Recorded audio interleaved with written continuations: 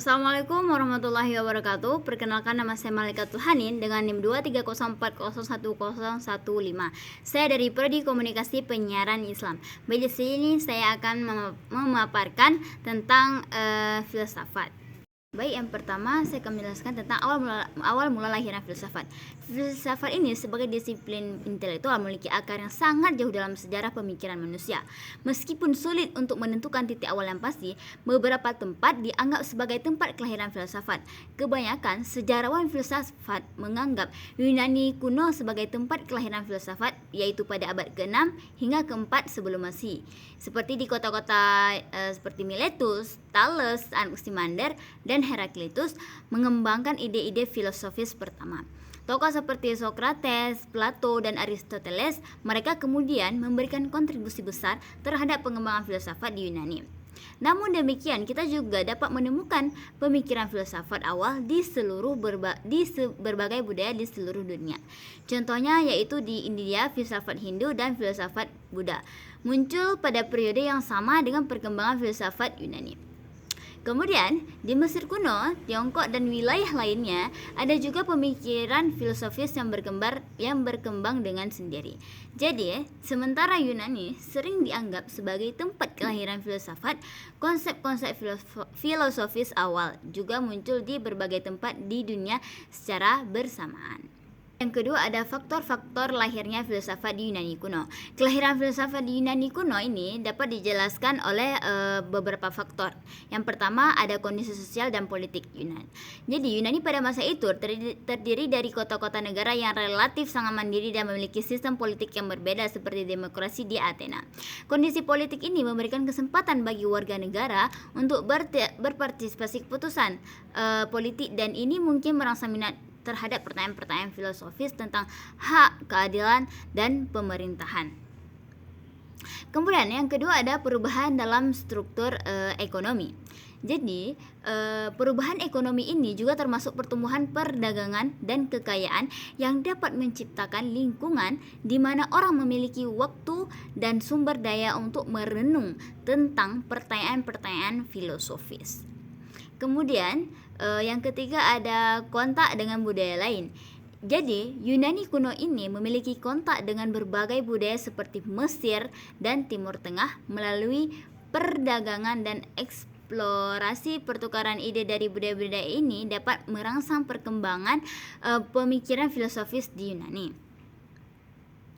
Kemudian yang keempat, ada kemajuan dalam pendidikan. Jadi dengan adanya sistem pendidikan di kota-kota Yunani, terutama yaitu di Athena, yaitu mendorong perkembangan intelektual. Misalnya seperti Socrates berfokus pada metode dialektika dan diskusi filosofis sebagai alat untuk mencapai pemahaman yang lebih baik. Kemudian yang kelima, ada ketidakpuasan terhadap mitologi dan kepercayaan tradisional. Jadi beberapa pemikir Yunani mungkin mereka ini merasa tidak puas dengan jawaban-jawaban yang diberikan oleh mitologi dan kepercayaan tradisional terhadap pertanyaan-pertanyaan mendasar tentang alam semesta, manusia, dan kehidupan. Dan oleh karena itu, filsuf di masa ini melakukan gerakan yang dinamai dengan demitologisasi atau peruntuhan atas mitos-mitos. Kemudian yang keenam yaitu pertumbuhan ilmu pengetahuan dan matematika. Kemajuan dalam ilmu pengetahuan dan matematika ini yaitu seperti yang terjadi di sekolah-sekolah di Miletus memberikan dasar rasional untuk pemikiran filosofis. Semua faktor ini bersama-sama menciptakan lingkungan yang mendukung munculnya filsafat di Yunani kuno. Faktor-faktor ini tidak bisa berdiri dengan sendiri, tetapi saling berinteraksi dan memberikan sumbangan kepada perkembangan pemikiran filosofis di masa itu. Kemudian yang ketiga, ada filsuf-filsuf Yunani pra-Sokrates. Jadi sebelum munculnya Sokrates, ada beberapa filsuf yang dikenal sebagai pra-Sokrates yang memberikan kontribusi besar terhadap perkembangan filsafat. Yaitu berikut ada beberapa di antaranya, yaitu yang pertama ada Thales.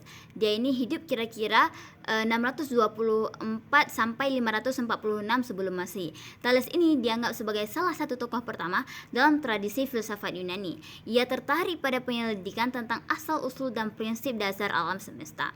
Thales ini mencetuskan gagasan bahwa air adalah elemen dasar yang mendasari semua hal.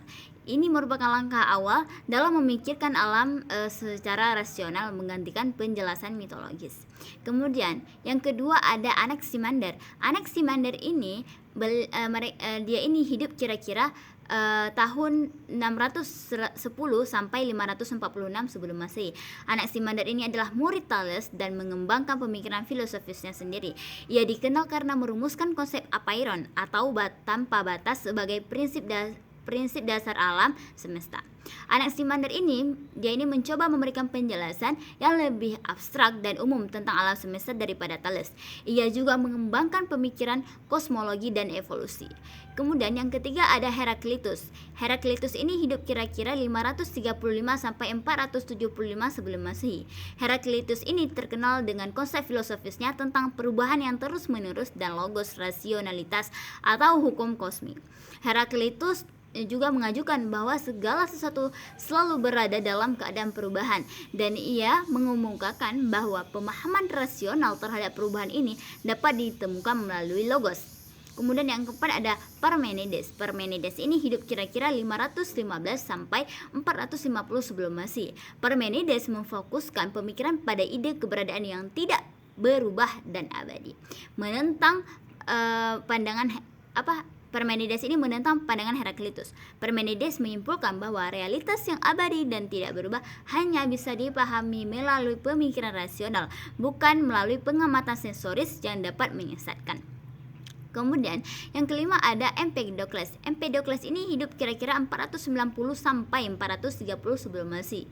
Empedokles memperkenalkan gagasannya tentang 4 elemen, yaitu tanah, air, udara, dan api, yang membentuk segala sesuatu yang mempengaruhi pemikiran alam semesta. Dan dia juga mengemukakan bahwa kombinasi dan perubahan elemen ini menjelaskan keragaman alam semesta. Filsuf-filsuf para Sokrates ini masing-masing memberikan kontribusi unik mereka terhadap pemikiran filosofis di Yunani kuno. Kemudian ada mazhab-mazhab filsafat Yunani pra-Sokrates. Jadi para filsuf pra-Sokrates ini memiliki berbagai arah pemikiran filosofis dan masing-masing diantaranya memiliki fokus dan konsep-konsep utama yang berbeda. Berikut adalah penggambaran umum arah pemikiran filosofis berbagai filsuf pra-Sokrates. Yang pertama ada monisme Thales. Thales ini salah satu filsuf pra-Sokrates pertama menciptakan konsep monisme, yaitu keyakinan bahwa ada satu prinsip dasar atau unsur yang menjadi dasar segala sesuatu. Thales ini menganggap air sebagai prinsip dasar yang membentuk segala sesuatu di alam semesta. Pemikiran monistik Thales ini adalah langkah awal menuju penggunaan rasionalitas untuk menjelaskan alam semesta, menggantikan penjelasan mitologis. Kemudian yang kedua ada pluralisme Anaximander. Jadi Anaximander dia ini adalah seorang murid Thales. Dia ini memperkenalkan konsep apeiron atau tanpa batas sebagai prinsip dasar alam semesta. Ia juga mengemukakan bahwa unsur dasar yang tidak terbatas ini menjadi asal mula segala sesuatu di alam semesta. Pluralisme Anaximander menunjukkan dorongan untuk mencari prinsip-prinsip yang lebih umum dan lebih abstrak dalam menjelaskan alam semesta. Kemudian yang ketiga ada panteisme Heraklitus. Jadi panteisme Heraklitus ini menekankan perubahan sebagai prinsip dasar alam semesta. Ia juga mengajukan bahwa segala sesuatu selalu berada dalam keadaan berubah yang konstan. Heraklitus juga mengembangkan konsep logos sebagai hukum kosmik yang mengatur segala perubahan tersebut. Pemikiran Heraklitus ini menggarisbawahi peran konsep rasionalitas dalam memahami alam semesta dan perubahan yang berlangsung di dalamnya. Kemudian yang keempat yaitu ada monisme dan keterbatasan Parmenides. Jadi Parmenides ini menolak gagasan perubahan dan berpendapat bahwa keberadaan yang tetap dan abadi adalah satu-satunya kenyataan. Ia memandang perubahan sebagai ilusi. Walaupun pemikirannya mungkin bertentangan dengan Heraklitus, tapi Parmenides ini memberikan dorongan untuk refleksi lebih lanjut tentang sifat eksistensi dan realitas. Kemudian yang kelima ada pluralisme Empedokles. Jadi Empedokles ini mengembangkan konsep 4 elemen, yaitu tanah, air, udara, dan api yang membentuk segala sesuatu di alam semesta. Ia juga memperkenalkan ide cinta dan permusuhan sebagai kekuatan yang mempengaruhi kombinasi elemen tersebut. Empedokles memberikan kontribusi terhadap pemahaman tentang sifat-sifat dasar materi dan interaksi di alam semesta. Baik, selanjutnya ada puncak filsafat Yunani kuno.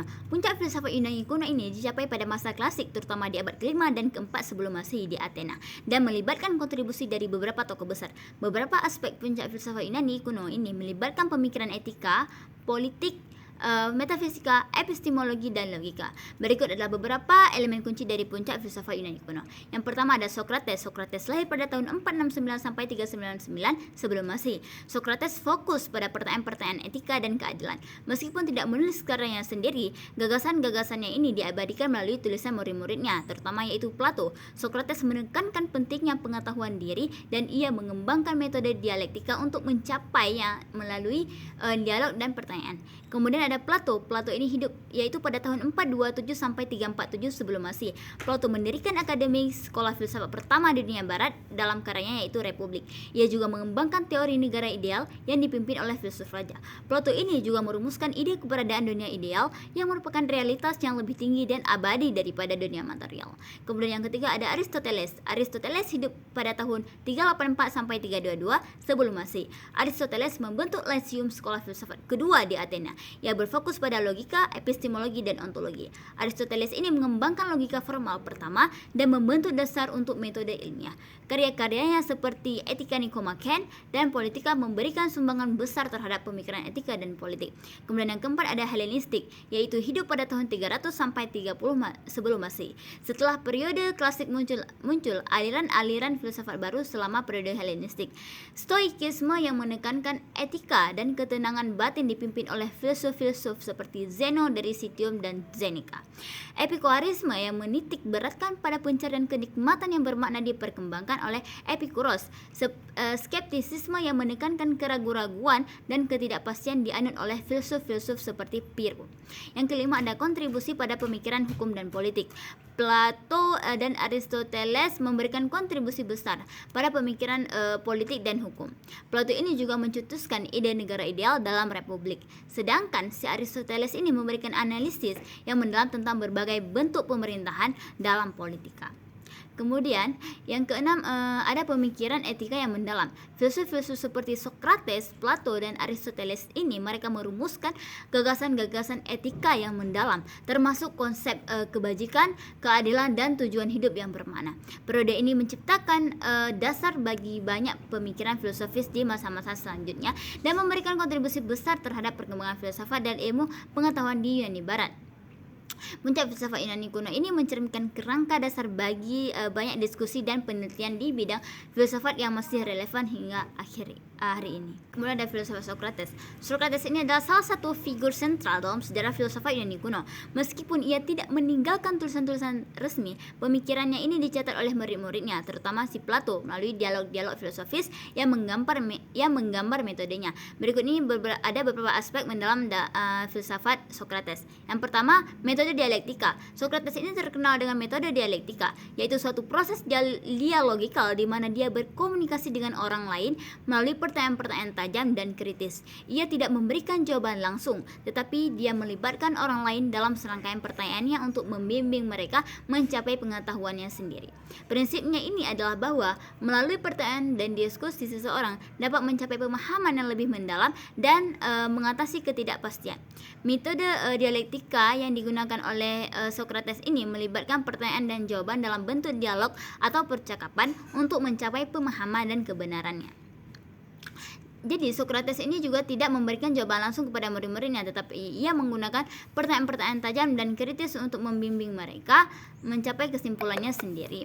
Yang kedua ada pengetahuan diri. Sokrates ini mengajarkan bahwa pengetahuan diri adalah kunci utama menuju kehidupan yang lebih baik dan bijaksana. Ia berpendapat bahwa kebajikan sejati berasal dari pemahaman diri sendiri dan kesadaran atas kekurangan dan kelebihan diri. Pemahaman diri ini juga melibatkan pengakuan akan keterbatasan pengetahuan seseorang. Sokrates menyatakan bahwa ia lebih bijak daripada yang lain karena ia tahu bahwa ia tidak tahu banyak hal. Kemudian yang ketiga ada kebajikan sebagai pengetahuan. Kebajikan sebagai pengetahuan yaitu Sokrates percaya bahwa kebajikan ini adalah bentuk pengetahuan. Dalam pandangannya orang hanya akan bertindak baik jika mereka tahu apa yang benar. Oleh karena itu, ketika seseorang berbuat salah, itu disebabkan oleh ketidaktahuannya sendiri, bukan oleh keinginan jahatnya. Pemahaman yang benar tentang kebaikan akan menghasilkan tindakan yang baik, dan oleh karena itu pengetahuan adalah kunci untuk kehidupan yang etis. Yang keempat ada kritisisme terhadap sofisme. Sokrates ini sering menentang sofisme yang merupakan suatu pemikiran yang memandang bahwa kebenaran adalah relatif dan dapat dimanipulasi.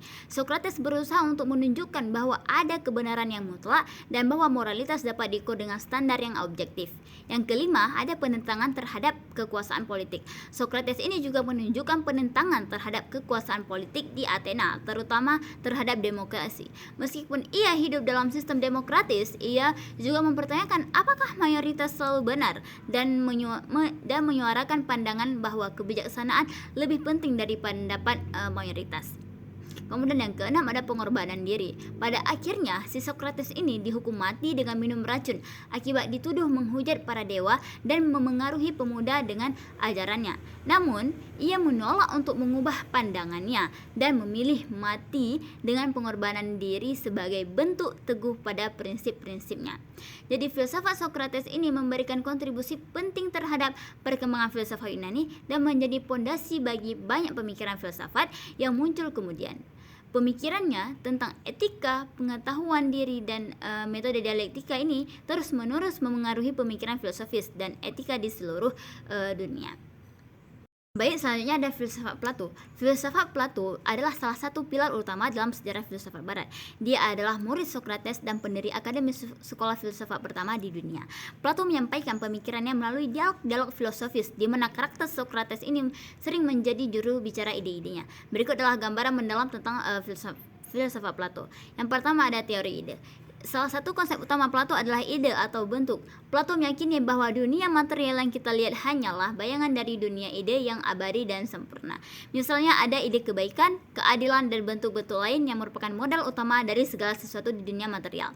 Plato ini juga menyatakan bahwa ada hierarki ide dengan ide kebaikan sebagai yang tertinggi, memberikan kehidupan dan kebenaran kepada bentuk-bentuk lainnya.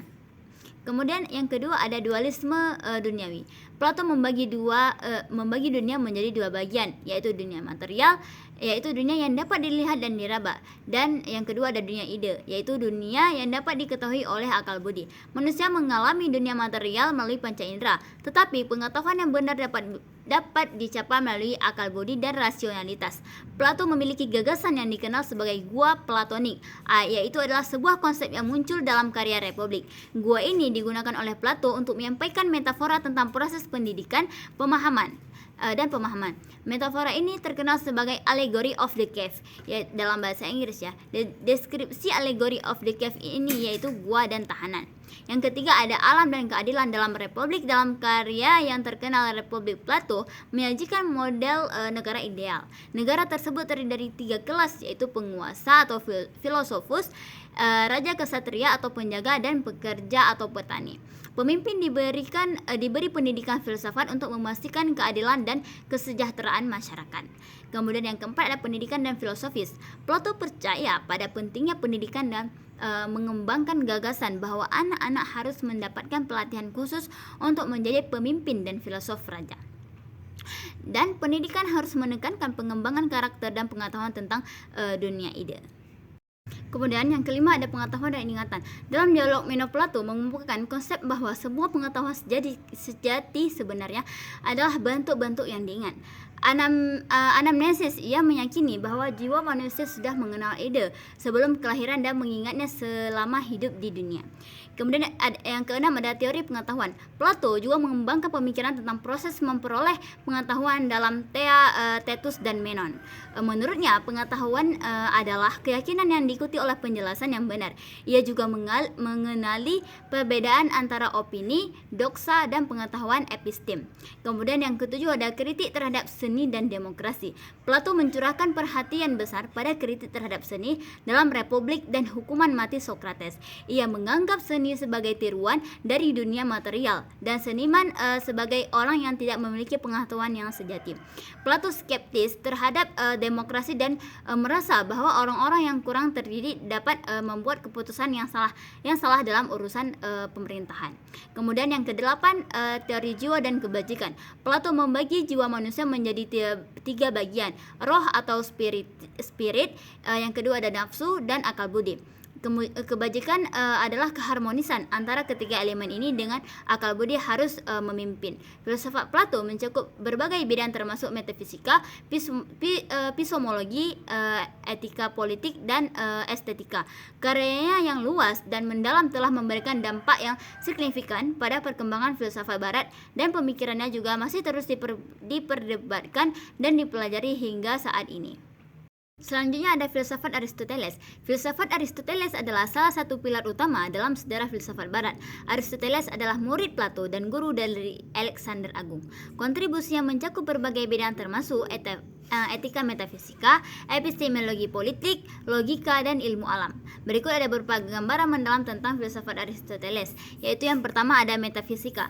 Aristoteles mengembangkan konsep Hilemorfisme, yaitu gagasan bahwa segala sesuatu terdiri dari dua elemen, yaitu materi dan bentuk. Materi adalah substansi yang mendasari, sedangkan bentuk adalah karakteristik atau esensi yang membuat suatu benda menjadi apa adanya. Aristoteles memperkenalkan konsep potensi dan aktualisasi. Segala sesuatu memiliki potensi untuk menjadi sesuatu, dan aktualisasi terjadi ketika potensi tersebut diwujudkan. Misalnya, potensi seorang seniman menjadi seorang seniman yang sebenarnya. Yang kedua ada epistemologi dan logika. Aristoteles menyusun kumpulan karyanya tentang logika dan dikenal sebagai organon. Dalam karyanya Analytica Prior dan Analytica Posterior, ia mengembangkan konsep silogisme sebagai alat untuk deduksi logis. Aristoteles membuat banyak kontribusi penting dalam pengembangan logika, dan salah satu konsepnya yang paling terkenal adalah yaitu silogisme. Silogisme ini adalah suatu bentuk argumen yang terdiri dari dua premis dan sebuah kesimpulan. Kemudian yang ketiga ada etika. Aristoteles mengembangkan etika yang berfokus pada pencapaian kebahagiaan. Dia berpendapat bahwa kebahagiaan ini dicapai dengan mencapai potensi terbaik manusia melalui praktik kebajikan dan hidup sesuai dengan akal budi. Aristoteles mengidentifikasi kebijakan etika sebagai kebijakan moral yang terletak di tengah-tengah antara kekurangan dan kelebihan, yaitu antara doksa dan hubris. Contohnya seperti keberanian adalah kebajikan yang terletak di antara penakut dan pemberani yang berlebihan. Yang keempat ada politik. Dalam karyanya Politika, Aristoteles merancang teori negara ideal yang diilhami oleh observasi terhadap berbagai bentuk pemerintahan pada zamannya. Dia menunjukkan preferensi terhadap monarki konstitusional sebagai bentuk pemerintahan yang paling baik. Aristoteles ini menganggap manusia sebagai makhluk sosial dan menyatakan bahwa masyarakat adalah produk alamiah dari kebutuhan manusia untuk hidup bersama. Dia ini juga mengembangkan konsep polis kota negara sebagai lingkungan sosial terbaik bagi manusia. Kemudian yang kelima ada estetika. Aristoteles memberikan kontribusi dalam bidang estetika melalui karyanya Politika. Dia mengembangkan teori tragedi dan menyebutkan bahwa tujuan utama tragedi ialah menghasilkan katarsis atau pembersihan emosi melalui pengalaman estetis. Kemudian yang keenam ada ilmu alam. Aristoteles ini menjadi pelopor dalam pengamatan ilmiah dan klasifikasi makhluk hidup. Karyanya yaitu Historia Animalium menjadi salah satu karya terawal dalam zoologi dan biologi komparatif. Aristoteles ini juga memberikan kontribusi pada pemikiran fisika dengan menyusun ide-idenya tentang gerak potensi dan aktualisasi, serta konsep tempat dan waktu. Filsafat Aristoteles memberikan dasar bagi banyak pemikiran filosofis dan ilmiah di seluruh dunia. Karya-karya yang mendalam dan beragam terus mempengaruhi banyak disiplin ilmu, dan pendekatan yang komprehensif terhadap filsafat membuat menjadi salah satu tokoh sentral dalam sejarah filsafat barat. Selanjutnya ada filsafat Stoikisme. Stoikisme ini ialah aliran filsafat Yunani kuno yang berkembang pada abad ketiga sebelum Masehi dan memiliki dampak yang signifikan pada perkembangan pemikiran etika dan filosofis di dunia barat. Berikut ada beberapa gambaran mendalam tentang filsafat Stoikisme. Stoikisme ini berasal dari Park Stoa, tempat berkumpulnya para filsuf di Athena, khususnya Zenon dari Citium. Lahir yaitu pada tahun 334 sampai 262 sebelum Masehi, yang dianggap sebagai pendiri aliran ini. Stoikisme ini kemudian berkembang dengan kontribusi dari tokoh-tokoh seperti Cleanthes, Chrysippus, Seneca, Epictetus, dan Marcus Aurelius. Stoikisme ini mengajarkan bahwa alam semesta diatur oleh logos, suatu prinsip rasional atau hukum kosmik. Logos ini dianggap sebagai pemimpin utama dan penyelarasan dari segala sesuatu dalam alam. Stoikisme ini juga menganut pandangan determinisme, yaitu keyakinan bahwa segala sesuatu yang terjadi sesuai dengan suatu takdir yang ditentukan. Manusia diharapkan menerima takdirnya dengan ketenangan dan kedamaian batin. Ataraksi adalah ketenangan batin dan ketenangan jiwa yang dicapai dengan menerima takdir dan hidup sesuai dengan logos. Apatheia adalah keadaan ketidakpedulian terhadap emosi ekstrem sehingga manusia dapat menjalani kehidupan dengan kedamaian dan ketenangan. Kemudian, kebajikan dicapai melalui pengembangan karakter moral dan akhlak yang sesuai dengan logos, termasuk kebijaksanaan, keberanian, keadilan, dan ketaatan. Stoikisme ini juga mendorong gaya hidup sederhana dan kesederhanaan. Mereka meyakini bahwa kebahagiaan sejati tidak tergantung pada kekayaan atau kemewahan materi, melainkan yaitu pada kedamaian batin dan kebijaksanaan. Stoikisme ini menekankan kendali diri dan pengendalian emosi. Salah satu tokoh stoik terkenal yaitu Epictetus mengajarkan konsep bahwa manusia dapat mengendalikan hanya pikiran dan tindakan mereka sendiri. Segala sesuatu di luar kendali manusia, termasuk tubuh dan harta, harus diterima dengan bijak. Marcus Aurelius, yaitu kaisar Romawi yang juga seorang stoik, menulis meditasi yang berisi pemikirannya tentang filosofi dan etika stoik. Karyanya mencerminkan pengalaman hidupnya dan bagaimana ia menghadapi tantangan dengan prinsip stoik. Filsafat Stoikisme menciptakan pandangan hidup yang menekankan etika, ketenangan batin, dan kebijaksanaan dalam menghadapi berbagai aspek kehidupan. Pengaruhnya juga masih terasa dalam pemikiran etika kontemporer dan praktek psikologi kognitif, serta yaitu dalam berbagai aspek filsafat dan budaya kontemporer juga. Baik, selanjutnya ada berakhirnya filsafat Yunani kuno. Era filsafat Yunani kuno tidak memiliki batasan waktu yang pasti dan jelas sebagai berakhirnya. Namun, sejumlah peristiwa dan perkembangan pada periode tertentu dapat dianggap sebagai penanda pergeseran fokus dan dominasi di dalam dunia filsafat Yunani. Berikut ada beberapa fakta dan peristiwa yang dianggap sebagai puncak berakhirnya era filsafat Yunani kuno. Yang pertama ada dengan meninggalnya Aristoteles, yaitu yang merupakan murid Plato dan pemikir besar terakhir di era klasik dunia. Filsafat Yunani ini kehilangan tokoh sentral yang telah memberikan kontribusi besar pada pemikiran filosofis. Kemudian yang kedua ada penaklukan Alexander Agung. Penaklukan besar oleh Alexander Agung mengakibatkan perubahan besar dalam budaya dan pemikiran Yunani. Lalu yang ketiga ada era Helenistik. Era Helenistik ini menyaksikan pergeseran fokus dari pertimbangan metafisika dan etika yang mendalam menuju aliran-aliran yang lebih praktik dan individualistik seperti Stoikisme, Epikureanisme, dan Skeptisisme. Ini menandai diversifikasi pemikiran filsafat Yunani. Lalu yang keempat yaitu ada penaklukan Romawi dan pergeseran kepentingan. Penaklukan Romawi atas Yunani pada abad kedua sebelum Masehi membawa perubahan lebih lanjut. Meskipun warisan filsafat Yunani tetap hidup dalam kebudayaan Romawi, minat pada filsafat Yunani menurun seiring waktu dengan munculnya tradisi dan pemikiran baru di bawah pemerintahan Romawi. Kemudian yang kelima ada pertumbuhan paham keagamaan dan Kristen. Pertumbuhan keagamaan terutama yaitu penyebaran kekristenan mengubah lanskap intelektual dan spiritual di dunia Yunani Romawi. Filsafat Yunani mulai bersaing dengan paham keagamaan dan teologi Kristen. Kemudian yang keenam ada pengaruh dari dunia timur, terutama melalui pertukaran budaya di bawah kekuasaan Romawi Timur atau Bizantium, juga mempengaruhi perkembangan pemikiran di wilayah tersebut. Ya, pengaruh dari filsafat Persia dan India ini memperkaya dan mengubah lanskap intelektual. Yang ketujuh ada pembakaran perpustakaan Alexandria, yaitu terjadi pada tahun 48 sebelum Masehi. Meskipun tanggal pasti dan kejadian pembakaran perpustakaan Alexandria ini masih diperdebatkan. Beberapa sejarawan meyakini bahwa peristiwa tersebut mungkin terjadi pada abad pertama sebelum Masehi. Kehilangan banyak karya tulis filosofis dan ilmiah, yaitu dapat dianggap sebagai kehilangan berharga untuk warisan filsafat Yunani. Baik, selanjutnya ada sumbangan filsafat Yunani kuno bagi dunia. Filsafat Yunani kuno memberikan sumbangan yang sangat besar bagi peradaban setelahnya, dan dampaknya dapat dilihat dalam berbagai bidang seperti ilmu pengetahuan, politik, etika, estetika, dan logika. Berikut beberapa sumbangan kunci filsafat Yunani terhadap peradaban setelahnya. Yang pertama ada pemikiran ilmiah dan penelitian empiris. Pemikiran rasional dan logis yang ditemukan dalam karya-karya filsuf Yunani terutama yaitu Aristoteles memberikan dasar bagi metode ilmiah. Konsep-konsep seperti logika deduktif, metode observasi, dan klasifikasi merupakan langkah awal dalam pembangunan ilmu pengetahuan.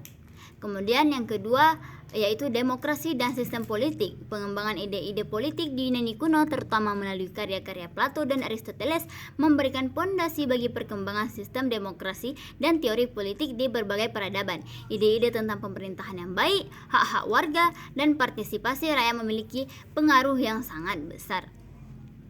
Kemudian yang ketiga ada etika dan moralitas. Pemikiran etika dari filsuf-filsuf seperti Socrates, Plato, Aristoteles ini membentuk dasar untuk pemahaman tentang kebaikan moralitas dan tujuan hidup yang baik.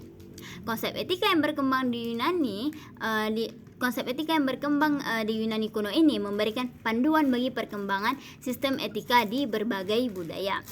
Lalu yang keempat ada estetika dan karya seni. Estetika Yunani kuno terutama yang terungkap dalam karya-karya Plato dan Aristoteles mempengaruhi perkembangan seni, arsitektur, dan sastra. Kriteria keindahan dan keharmonisan yang mereka ajarkan masih mempengaruhi apresiasi seni hingga hari ini.